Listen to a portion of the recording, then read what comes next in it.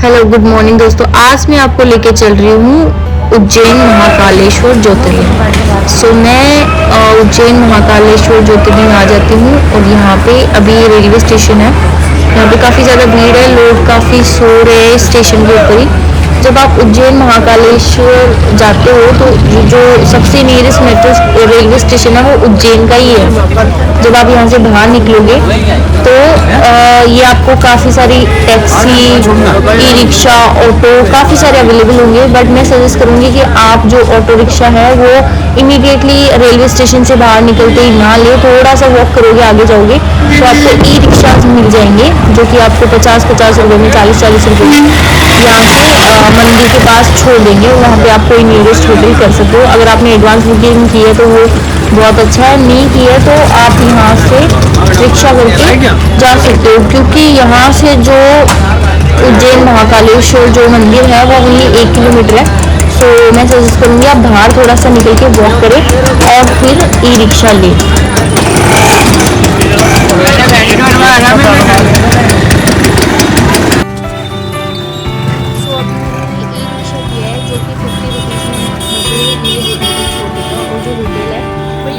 मंदिर के पास होटल मिल जाएगा, अभी मिल जाएगा, वहीं छोड़ना मुझे मंदिर के पास, जहाँ से पैदल जा मैं वहाँ पे जा पाऊँ।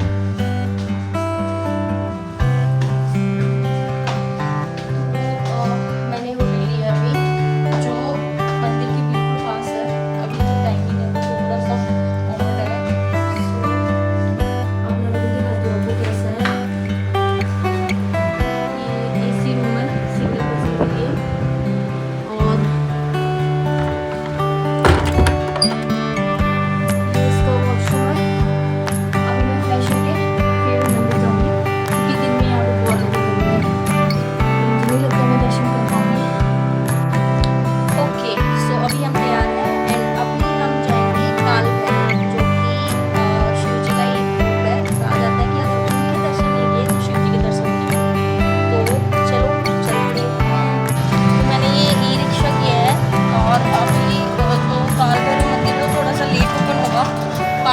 समथिंग, 5 नहीं 5:30 के समथिंग।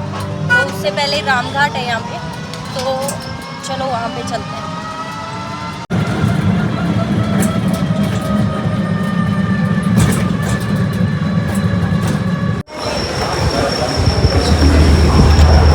ये जो रास्ता है ये रामघाट जाने का रास्ता है। ये मैं अभी सुबह रामघाट जा रही हूँ। और जो ये महाकालेश्वर मंदिर है इसके आसपास बहुत सारे मंदिर है छोटे छोटे, जैसे कि महाकाल लोक का मंदिर है, बड़े गणेश जी का मंदिर है, माँ हरसिद्धि मंदिर है, 4 धाम मंदिर है, राम जानकी मंदिर है, विक्रमादित्य मंदिर है। ये जो सारे मंदिर के नाम मैंने लिए ये सिटी के अंदर है। बट सिटी के बाहर भी कुछ मंदिर है जहाँ पे भी हम जाएंगे। बेस्ट ये है कि यहाँ पे बहुत सारे ऑटो रिक्शा, ई रिक्शा मिलते हैं जो कि आपको ये सब जगह विजिट करा देंगे। मैंने जो ई रिक्शा लिया था उसने मेरे से 350 रुपीज़ चार्ज किए थे और सारी जगह मुझे सिटी के अंदर और सिटी के बाहर जो छोटे छोटे मंदिर थे वहाँ पे मैं गई थी। ये रामघाट उसमें इंक्लूड नहीं था, ये मैंने खुद से एक्सप्लोर किया है। और ये सुबह का यहाँ का नज़ारा है कुछ ऐसा। काफ़ी सारे लोग थे जो यहाँ पे आ रखे थे। और ये जो नदी है इसका नाम है शिप्रा नदी। यहाँ पे शिप्रा नदी के इस पे तट पे यहाँ पे सुबह के टाइम पे डुबकी लगा रहे थे और सूर्य नमस्कार कर रहे थे। और ये कुछ स्टॉल्स लगे हुए थे। इस घाट पे भी बहुत सारे छोटे छोटे मंदिर थे, बहुत सारे मंदिर थे। यहाँ पे आप बेस्ट है अगर सुबह के टाइम पे आओगे। और शाम को यहाँ पे बहुत अच्छी आरती होती है। अगर शाम के टाइम पे भी आओगे तो भी यहाँ पे बहुत अच्छा लगता है, आप टाइम स्पेंड कर सकते हो। और चलो ये घाट थोड़ा सा एक्सप्लोर करते हैं और मैं आपको नदी का व्यू दिखाती हूँ।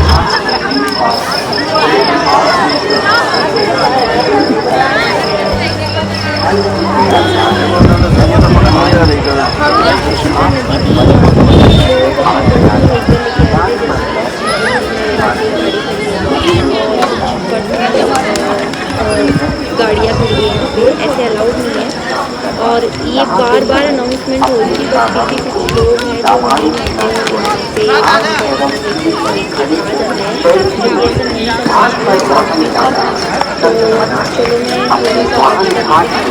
थे जो यहीं पे सोए हुए थे, जैसे दोस्त थे सुबह जल्दी जो लोग आए थे यहाँ पे चेंज करने की सारी फैसिलिटीज़ है। डायरेक्ट यहाँ पे आओ, आपने वो बुकिंग नहीं किया है या फिर कुछ गलती की है या कहीं बुकिंग है तो यहाँ पे सारी फैसिलिटीज़ है जो आप चेंज भी कर सकते हो, यहाँ पे आकर से नहा सकते हो, सारी फैसिलिटीज़ है। सो डोंट वरी एंड चलो थोड़ा आगे चलते हैं, आज का देखते हैं कैसा है। मॉर्निंग में 4:30 हो गए, 4:30 का टाइम है। पुलिस आपकी सुरक्षा के लिए है। सब लोग पुलिस का बिजी हैं सहयोग अपने अपने अनुकृपया ध्यान दें। उसमें नदी काम में में। पानी गहरा है। और ये जो वॉशरूम है थोड़ा हॉट सा, थोड़ा सा अगर आप आगे जाओगे तो किनारे जो पर मेरे राइट बैठकर साइड में है स्नान आपको करें। दिखाऊंगा ये नदी में वॉशरूम है। तैरना यहाँ पे सब मना है। लेडीज अपने बच्चों और वृद्धों को हाथ पकड़कर स्नान करवाएं। नहाते समय अपने सामान को नाबालिग न छोड़े। घाट एवं पुल पर खड़े होकर सेल्फी न ले। घाट पर वाहन लाना सख्त मना है। अपने वाहन घाट से दूर पार करें। पुलिस आपकी सुरक्षा के लिए है। पुलिस का सहयोग करें। भालू कृपया ध्यान दें। नदी में पानी गहरा है। घाट पर बंधी रस्सी से आगे ना जाए। किनारे पर बैठकर स्नान करें। नदी में तैरना सख्त मना है। अपने बच्चों और वृद्धों को हाथ पकड़कर स्नान करवाएं। नहाते समय अपने सामान को नाबालिग न छोड़े। घाट एवं पुल पर खड़े होकर सेल्फी न ले। घाट पर वाहन लाना सख्त मना है। अपने वाहन घाट से दूर पार करें। पुलिस आपकी सुरक्षा के लिए है। पुलिस का सहयोग तो कृपया ध्यान दें। नदी में पानी गहरा है। घाट पर बंधी रस्सी से वृद्धों को हाथ पकड़कर स्नान करवाएं। नहाते समय अपने सामान को नाबालिग न छोड़ें। घाट एवं पुल पर खड़े होकर सेल्फी न लें। घाट पर वाहन लाना सख्त मना है। मैं जा रही हूँ काल भैरव मंदिर, जो कि महाकालेश्वर उज्जैन मंदिर से 5 किलोमीटर के डिस्टेंस पे है। ये जो मंदिर है इस सिटी के बाहर के मंदिर है, तो मैं ऑटो रिक्शा से अभी आ जाती हूँ गढ़ कालिका मंदिर। चलो मैं आपको दिखाती हूँ, सुबह दर्शन कराती हूँ, इसके अंदर का व्यू कैसा है।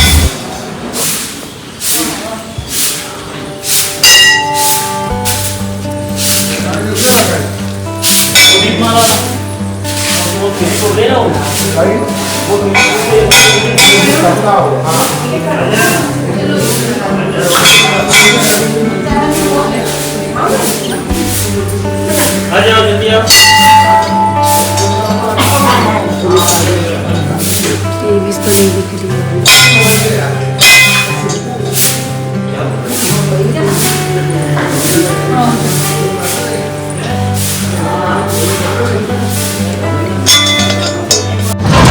अभी हम जा रहे हैं भरतरी गुफा।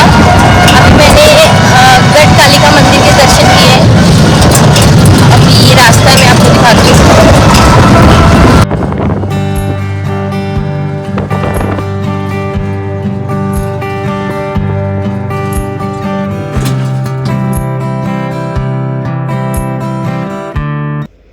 अभी हम लोग आ गए हैं भरतरी गुफा। ये सुबह का व्यू है यहाँ का, ये मॉर्निंग का व्यू है। सेम ऑटो से मैं अभी यहाँ आ गई हूँ, क्योंकि ये जो सारे प्लेसेस है अगर आप लोग मॉर्निंग में ही कवर कर लोगे तो ज़्यादा अच्छा है, क्योंकि फिर गर्मी बहुत ज़्यादा हो जाती है और फिर अभी गर्मी का टाइम है, इसलिए अच्छा है कि आप सुबह सुबह सारे मंदिर दर्शन कर लो। और हाँ, सुबह में बिल्कुल भी भीड़ नहीं होती। अब यहाँ पे ये रास्ता थोड़ा सुनसान सा है, अभी शॉप्स वगैरह भी नहीं ओपन हुई है। ये सीढ़ियाँ थी यहाँ पे। चलो मैं आपको चल के दिखाती हूँ कि ये अंदर से कैसा है, यहाँ पे मंदिर कैसा है, गुफा कैसी है। ये यहाँ का रास्ता है भरतरी गुफा, और यहाँ से कुछ सीढ़ियाँ थी, वहाँ से नीचे उतरते हैं फिर मंदिर की तरफ जाते हैं। चलो।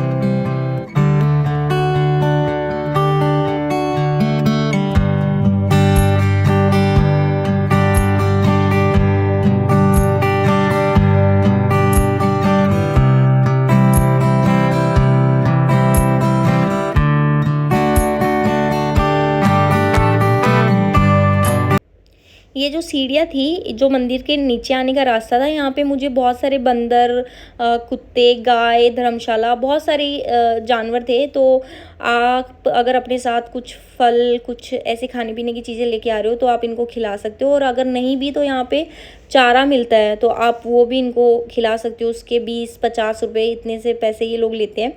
आप उसको अपनी मर्ज़ी से कुछ भी दे सकते हो, जैसा भी आपके मन करे। हाँ, यहाँ पे अगर आप अपने जूते चप्पल नहीं उतार रहे हो तो यहाँ पे जूते के लिए स्टैंड बना हुआ है, वहाँ पे उतार सकते हो, या फिर जिस ऑटो रिक्शा से, कार से, जिससे भी आप आए हो वहाँ पे भी उतार सकते हो। सारी फैसिलिटीज़ अवेलेबल है ईजीली।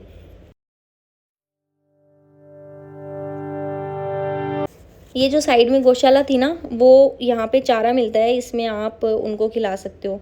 अभी मैंने पंडित जी से रास्ता पूछा है कि यहाँ पे किस तरफ है ये रास्ता गुफ़ा के अंदर जाने का। तो अभी मैं इस गुफ़ा के अंदर जा रही हूँ, और ये गुफ़ा के अंदर जाने का रास्ता है। चलो चलते हैं, मैं अंदर से दिखाती हूँ कि कैसी है ये भरतरी गुफ़ा। यहाँ से जब अंदर जाते हैं तो बहुत ही सुंदर, बहुत ही प्यारी एक हनुमान जी की छोटी सी मूर्ति आती है। चलो सुबह सुबह उसके दर्शन करते हैं। ये गुफा का प्रवेश है, देखो कितने प्यारे से हनुमान जी यहाँ पे बैठे हुए हैं। इनके सुबह सुबह दर्शन करके सभी के सारे काम बन जाते हैं, जैसे कि मेरे बनते हैं। और ये काल भैरव का मंदिर है, इसके आगे ये गुफा है छोटी सी। चलो दिखाती हूँ। यहाँ पे मुनि भरतरी ने तपस्या की थी, साधना की थी। ये विक्रम बेताल का वो है। चलो मैं आपको दिखाती हूँ गुफा कैसी है। मुझे लगा था यहाँ पे बिल्कुल भी लोग नहीं होंगे सुबह सुबह, लेकिन ये जो कुछ लोग थे वो है यहाँ पे। ऐसा नहीं है कि कुछ भी लोग नहीं है तो आप नहीं आ सकते सुबह भी। अच्छा, स्पेशली अगर आप सोलो ट्रैवल कर रहे हो मेरे जैसे तो सेफ़ है, ऐसा कुछ नहीं है। मुझे कुछ भी अनसेफ फील नहीं हुआ यहाँ पे। ये कुछ इसकी हिस्ट्री है यहाँ की, कितने टाइम पे यहाँ पे कैसे क्या हुआ था, कितनी तपस्या किस टाइम पे हुई थी, ये सब कुछ ऐसे इंग्लिश में इस तरफ लिखा हुआ है और इस वाले बोर्ड पे हिंदी में लिखा हुआ है। तो ये अंदर की गुफा है।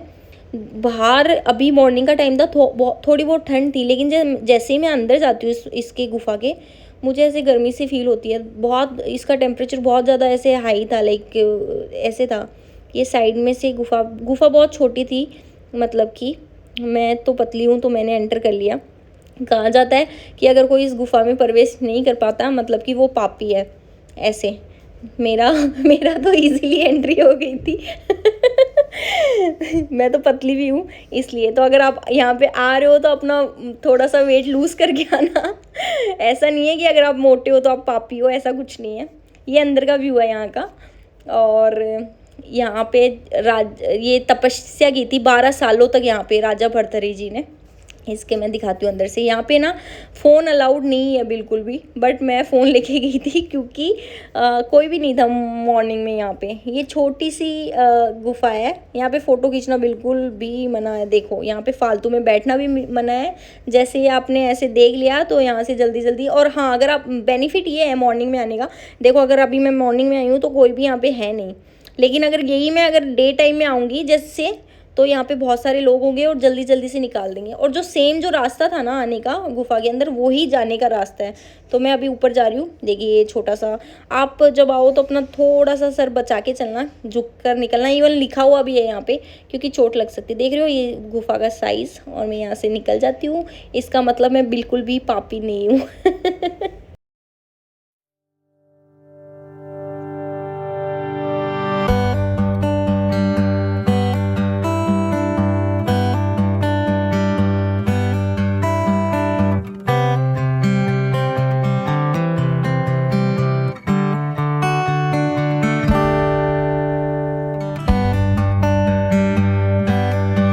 अभी मैं गुफा से बाहर निकल आती हूँ और इसके आसपास और भी मंदिर है जो मैं आपको दिखाती हूँ। आइए।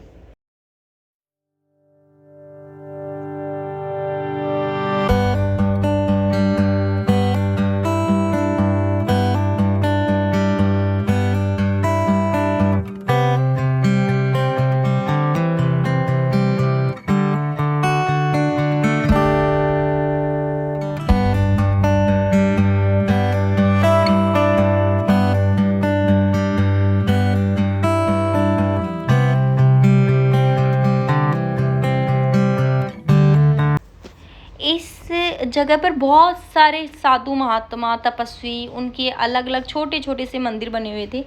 और ये एक छोटा सा मंदिर और था। चलो मैं आपको यहाँ दिखाती हूँ कैसा है ये मंदिर।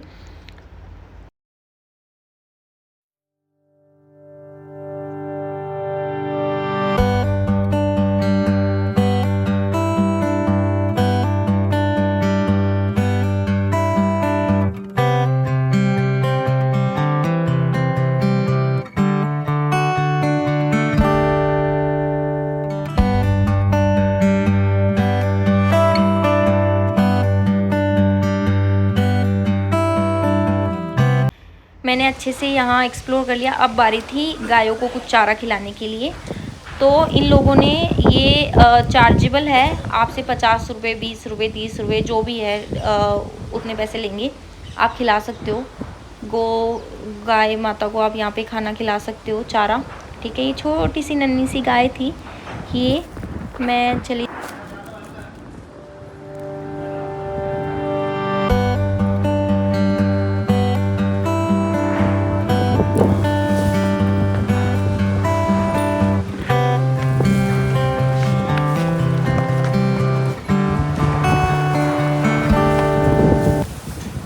छोटी सी गाय थी, मुझे डर भी लग रहा था इनका।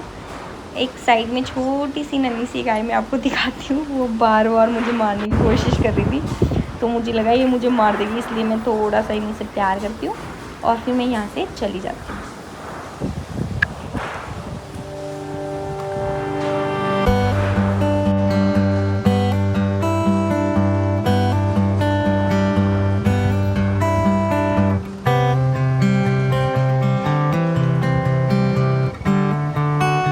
अभी हमने वैष्णो गुफा के दर्शन किए। अब मैं आपको लेके चलती हूँ काल भैरव के मंदिर। चली गई तो लेके नहीं लाया तो अरे इधर से आओगे आप। नहीं, मैं गायब होके जाऊंगी।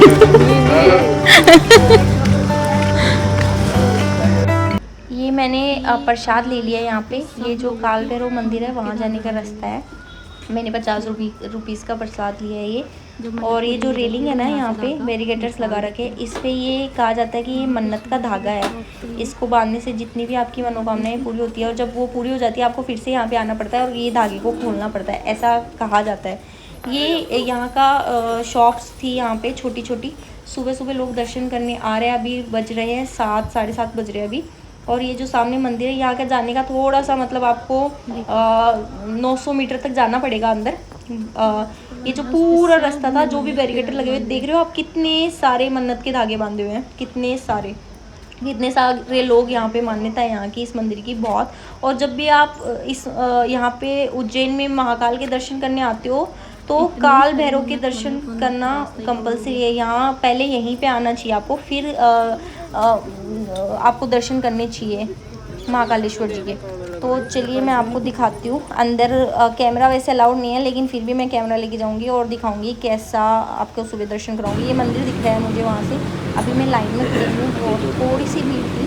मैं आपको दर्शन करवाती हूँ। चलो, आप इस वीडियो के थ्रू भी कुछ भी मन्नत है आपकी मांग सकते हो, वो भी पूरी होती है। ऐसा नहीं है कि आपको आना ही है, लेकिन हाँ आपको आना भी है। यहाँ पे देखिए कितने प्यारे से काल भैरव जी यहाँ पे बैठे हुए हैं, जो कि शिव जी का एक अवतार है। और यहाँ पे मैंने दर्शन करके मैं चली जाती हूँ। ये आप अच्छे से दर्शन कर सकते हो अभी।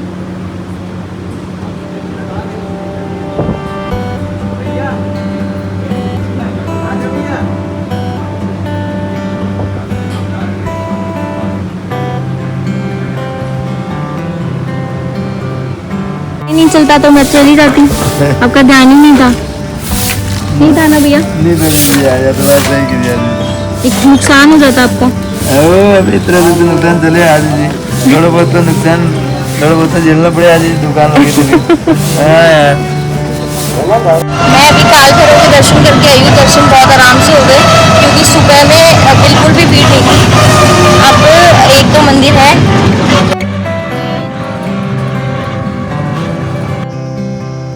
अभी हम पहुँच गए सिद्धवट मंदिर। यहाँ पे ये भी शिप्रा नदी है, उसके ऊपर है। और उसी ऑटो से हम आ जाते हैं। मैं शुरू आपको दर्शन कराती हूँ कैसा है ये। यहाँ पे छोटा सा पार्वती माता का भी मंदिर है, बहुत सारे छोटे छोटे मंदिर हैं। और यहाँ पे जो ये स्ट्रक्चर आपको दिख रहा है, यहाँ पे शाम को आरती होती है, दिए जलाए जाते हैं।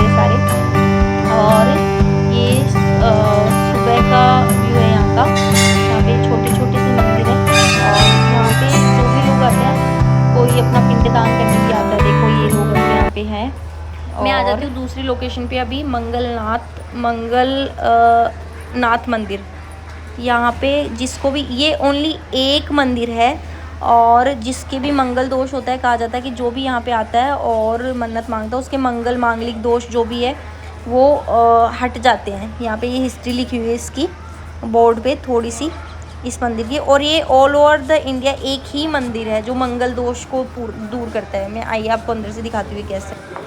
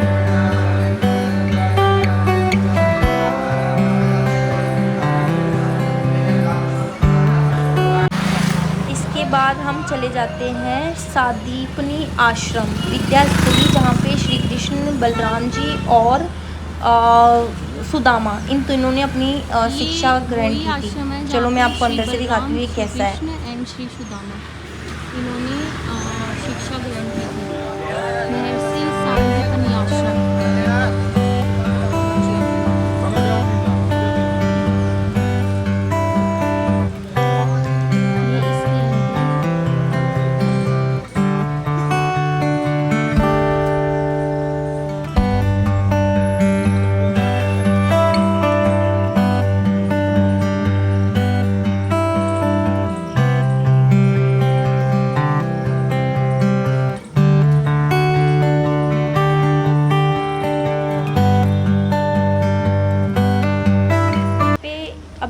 अंदर का व्यू है यहाँ का। यहाँ पे सुदामा जी, कृष्ण जी, बलराम जी, इन्होंने इनका स्कूल था। जैसे कि आज के टाइम पे हम स्कूल बोलते हैं, तो पहले के टाइम में ये लोग यहाँ पे आश्रम में आते थे। महर्षि सांदीपनी आश्रम इस आश्रम का नाम है। बहुत ही अच्छा आश्रम है ये। और यहाँ पे श्री कृष्ण जी ने अपनी स्कूलिंग की थी। यहाँ पे बहुत सारी चीज़ें हैं देखने के लिए। यहाँ कैमरा अलाउड नहीं है, बट सुबह के टाइम पे इतनी भीड़ नहीं थी तो किसी ने इतना नोटिस नहीं किया। ये मुख्य पाठशाला है जहाँ पे कैमरा बिल्कुल अलाउड नहीं है। मैं आपको दिखाती हूँ। ये देखिए यहाँ पे इनके पूरे जितने भी पुराने, यहाँ पे साफ लिखा हुआ कम कैमरा मंदिर के अंदर अलाउड नहीं है, बट मुझे शायद अब कोई ना कोई टोक ही दिखा, हाँ टोक ही दिया था। चलो मैं अब आपको दिखाती हूँ इसका, जहाँ पे श्री कृष्ण जी ने 14 विद्याओं और कलाओं का अध्ययन किया था। देखिए ये है यहाँ के जाने का। यहाँ पे श्री कृष्ण जी ने 14 विद्याएं सीखी थी। अंदर से मैं दिखाती हूँ वो 14 विद्याएं कौन सी थी। चलो मैं आपके इसके अंदर लेके चलती हूँ। जो 14 विद्याएं श्री कृष्ण ने यहाँ पे सीखी थी, मैं बताती हूँ अंदर जाके कैसी थी ये, ठीक है। तो ये 64 कलाएँ और 14 विद्याओं का यहाँ पे श्री कृष्ण जी ने अध्ययन किया था। चलिए मैं अंदर से आपको दिखाती हूँ कैसा था ये, कौन कौन सी वो विद्याएँ थी। और ये उसकी कुछ ऐसी आकृति थी। पहली जो विद्या थी वो थी पुराण, जो इस आश्रम में उन्होंने सीखी थी। और जो दूसरी विद्या थी उसका नाम कल्प, तीसरी जो विद्या थी निरुवत। ऐसे उन्होंने टोटल 14 विद्याएं सीखी थी। ज्योतिष विद्या, व्याकरण जिसको ग्रामर बोलते हैं, व्याकरण,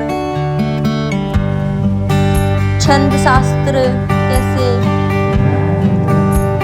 शिक्षा, आयुर्वेद,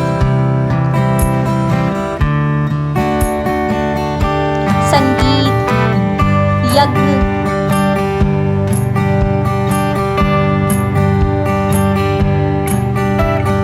इंद्र जो सर्वप्रथम देवता है, इनका डिटेल में यहाँ पे हिंदी और इंग्लिश दोनों में लिखा हुआ है। जो टोटल 14 विद्याएं हैं यहाँ पे। ये ऐसे बहुत ही सुंदर कलाकृति यहाँ पे बनी हुई है, पिलर बने हुए हैं, बहुत अच्छा आर्किटेक्चर है इसका। और इसमें लिखा हुआ है 14 विद्या कौन कौन दी थी जो उन्होंने श्री कृष्ण जी ने यहाँ पे सीखी थी।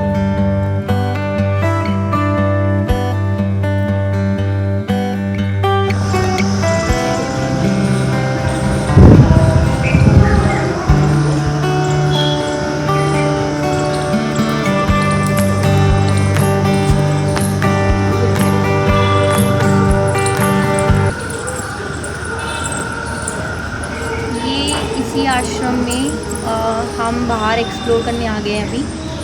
इसका यहाँ पे एक कुंड है, गोमती कुंड, वो काफ़ी फेमस कुंड है। चलो मैं आपको दिखाती हूँ। यहाँ पे ये जो उन्होंने 64 कलाएं सीखी थी विद्याओं के अलावा, उनकी गैलरी है, मैं वहाँ पे भी आपको लेके जाऊँगी। ये जो गोमती कुंड है, ये सांदीपनी आश्रम है ना, गोमती कुंड लोक श्रद्धा का प्रतीक है। यहाँ पे लिखा हुआ है इसकी हिस्ट्री थोड़ी सी, तो आप देख सकते हो।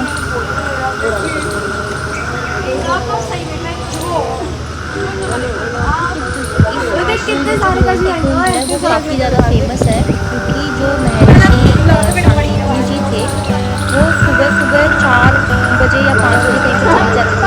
श्री कृष्ण जी ने एक बार ये चीज़ नोटिस की और उन्होंने गौ माता से पूछा, तो उनको पता चला कि जो महर्षि है वो गोमती नदी के पास जाके उनकी पूजा करते हैं वहाँ पे। तो इसलिए उनको विद्या देने में उनको लेट होता था।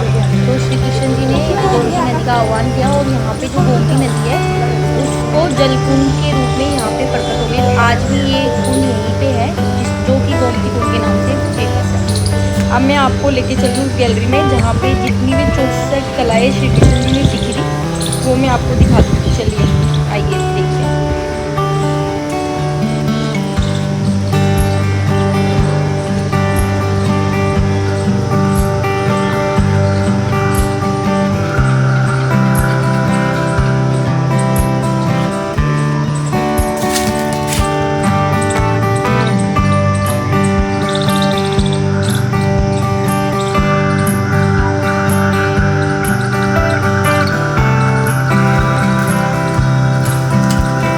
श्री कृष्ण द्वारा सीखी गई फर्स्ट कला।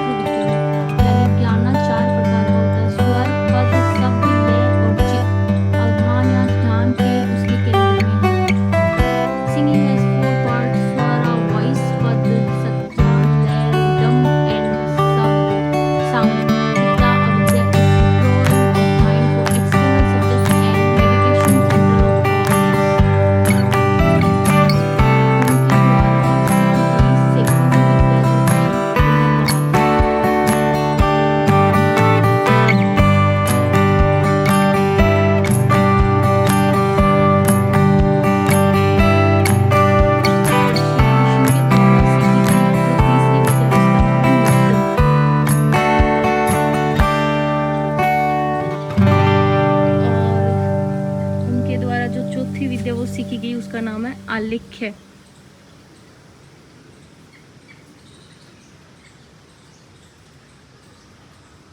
उनके द्वारा जो 5वीं विद्या सीखी गई उसको बोलते हैं विशेषज्ञ।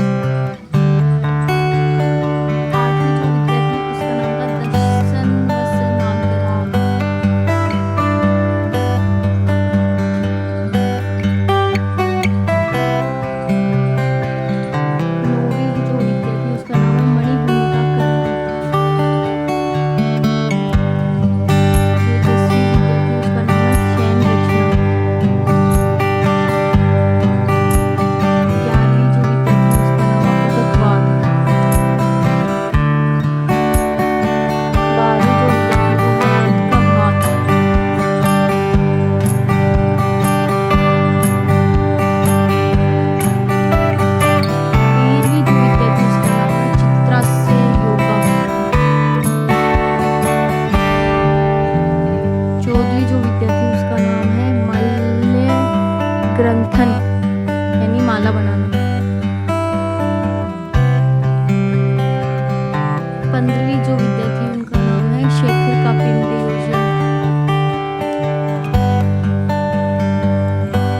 और जो 16वीं विद्या उसका नाम है नेपथ्य प्रयोग।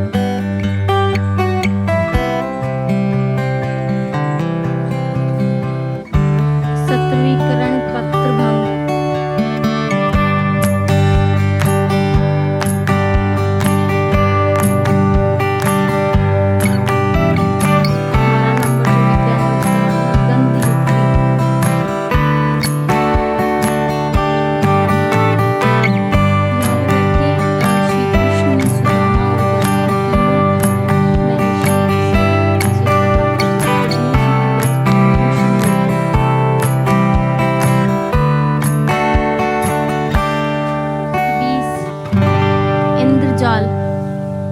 21वीं विद्या कोचुमार।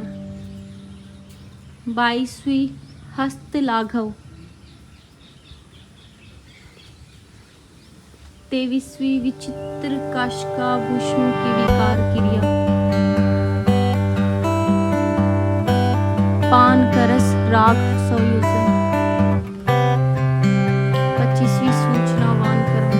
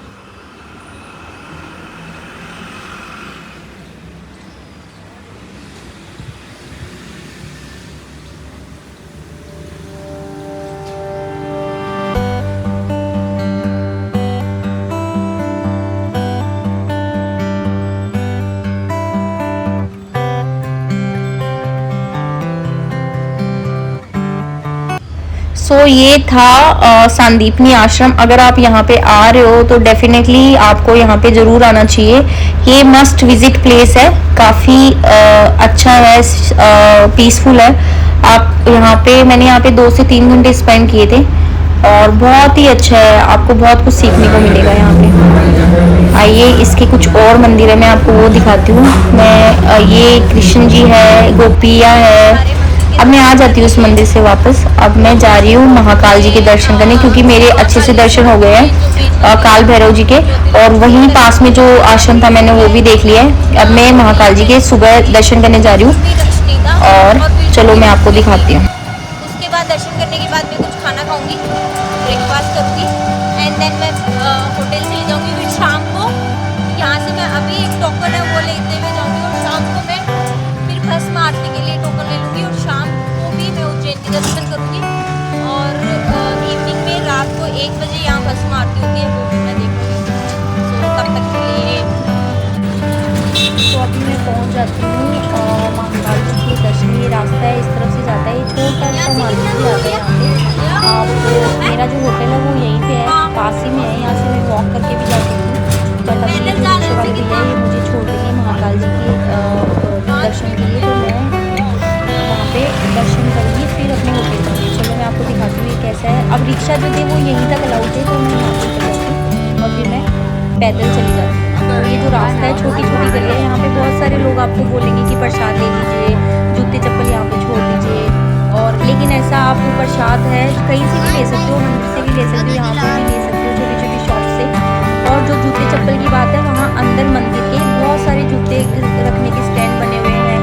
यहाँ पे आपको लोग बोलेंगे कि मैम बैग रख दीजिए या फिर ऐसा कुछ मत करना, क्योंकि ये ट्रस्टवर्दी नहीं है। आप मंदिर के जो लोकर है अंदर वहीं पे ऐसा अपने बैग्स रखना, अपनी जूते चप्पल वहीं पे सबमिट करना, जो कि फ्री ऑफ कॉस्ट, आपको कुछ चार्ज नहीं देना उसका। और प्रसाद भी आप आसपास से कहीं से भी ले सकते हो, ऐसा कुछ नहीं। ये जो छोटी सी गली है, इसके बहुत सारे गेट है इस मंदिर में जाने के, 10 गेट है इसके। जो तो मैं ये गेट नंबर 1 से जा रही हूँ अभी यहाँ पे साइड से। और अभी हम चलते हैं और मैं आपको अंदर से दिखाती हूँ कैसा है। ये यहाँ का रास्ता है। साइड में 2 फैसिलिटीज़ थी, ये जो मतलब कि आपको अगर आप जल्दी में आपको इमीडिएटली जल्दी से दर्शन करने हैं तो यहाँ पे 250 रुपीज़ लेते हैं, तो आपको इजीली दर्शन करा देंगे। और एक साइड में एक दूसरा था जहाँ पे आपको जनरल तरीके से कुछ पैसे नहीं देंगे, उसमें भी आपके दर्शन हो जाएंगे। ऐसा नहीं है, ये जो सीक्रेट दर्शन कराते हैं ये लोग भी आपको ऐसा कुछ नहीं कि बहुत जल्दी हो जाएंगे। भीड़ तो है, भीड़ तो बिल्कुल रहेगी। और जो दर्शन करने का सही मज़ा है मेरी मानो तो वो भीड़ में लग के ही करना है, वही होता है। ये वाला काउंटर है, यहाँ पे जूता स्टैंड है, ये चार्जेबल था। लेकिन जो साइड में था उस तरफ जो वॉशरूम है उस तरफ, यहाँ पे सारी फैसिलिटीज़ अवेलेबल है। तो वहाँ पे आप जूता चप्पल रख सकते हो। ये जो लोग लाइन में लगे हुए हैं ये वाले, यहाँ पे भस्म आरती होती है रात के टाइम पे, लेकिन उसके लिए आपको 1 रात पहले ही लाइन में खड़ा होना पड़ेगा या फिर आपको ऑनलाइन रजिस्ट्रेशन करना पड़ेगा। और सेकंड डे 8 बजे आपको स्लिप मिलेगी, तभी आपकी भस्म आरती के लिए आप अलाउड हो। अभी रूल्स एंड रेगुलेशन काफ़ी ज़्यादा स्ट्रिक्ट है यहाँ पे। सो ऐसा नहीं है आप कोई जुगाड़ कर सकते हो, किसी को रिश्वत दे सकते हो। बहुत सारे लोग आपको ऐसे मिलेंगे जो कि आपको बोलेंगे कि हमें पैसे देंगे, हम आपकी भस्म आरती की ऐसे आपका रजिस्ट्रेशन करवा देते हैं। ऐसा कुछ भी नहीं है, वो सब फ्रॉड है, ऐसा कुछ नहीं होता। ये लोग यहाँ पे पूरी रात से लाइन में लगे हुए हैं, तब जाके इनका नंबर आया है। ये लॉकर्स है, ये साइड के रास्ते हैं यहाँ पे। हाँ, अंदर फ़ोन अलाउड नहीं है, तो अंदर का मैं रिकॉर्ड नहीं कर पाई हूँ। ये दूसरा गेट है, अभी मैं दर्शन करके बाहर आ गई हूँ। ये दूसरा गेट है, मेरे दर्शन बहुत आराम से हो रही, इतनी भी भीड़ नहीं थी। मैंने कोई पैसे नहीं दिए, 500 जिसने भी किसी ने भी दर्शन कराने के लिए मांगे थे। तो अभी मैं बाहर आ गई, देखिए ये लोग सारे दर्शन करने के लिए जा रहे हैं। और ये लोग आपको बोलेंगे कि मैम ये ऑटो रिक्शा वाले ये सब हैं, ये बोलेंगे कि मैम हम आपको वो करा देते हैं, काल घरों के लिए चलते हैं या फिर ऐसा कुछ। तो आप इनको 350 से ज़्यादा मत देना, 350 400 बस यही चार्जेज है इनके। ये देखिए गेट है, अभी मैंने यहाँ पे रुक के फोटो क्लिक की। यहाँ पे आके मैंने यहाँ पे बैग सबमिट किए थे, अपने बैग, मोबाइल फ़ोन अलाउड नहीं मेरा फ़ोन, तो मैंने यहाँ से अपना फ़ोन कलेक्ट किया था इसके बाद। और ये यहाँ पे बस मारती के लिए ये लोग लाइन में खड़े होते हैं। और वहाँ पे मैंने अपनी जूते चप्पल रखे थे, तो मैं लेने के लिए अभी जा रही हूँ।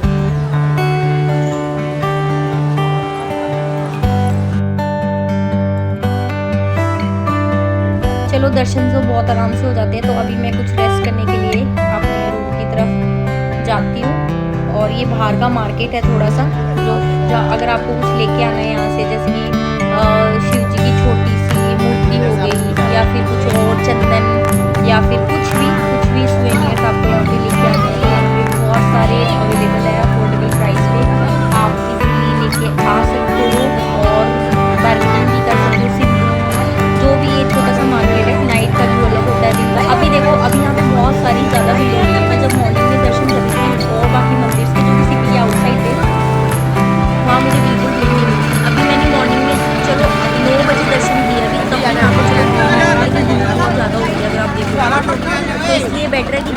आ रहे हो थोड़ा सा जल्दी उठ जाओ। और सारा पहले सिटी के जो बाहर जो मंदिर थे मैंने बताए थे, वो एक और मंदिर है यहाँ पे भारत माता का, वो भी बहुत अच्छा मंदिर, आप जा सकते हो। और यहाँ पे सब कुछ प्रसाद से लेके कंगन, कुर्ता, दुपट्टा सब कुछ अवेलेबल है यहाँ पे। ये सामने जो मंदिर है वो भारत माता का मंदिर है। यहाँ पे पार्किंग इजीली अवेलेबल है। आप यहाँ पे क्या बोलते हैं उसको, धर्मशाला, वो भी इजीली अवेलेबल है। मंदिर के पास ही सब कुछ है।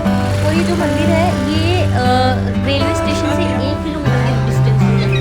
ये बाहर एक छोटा सा तोता है जो कि एस्ट्रोलॉजर है, भविष्य बताता है। मैंने इसको आते टाइम पे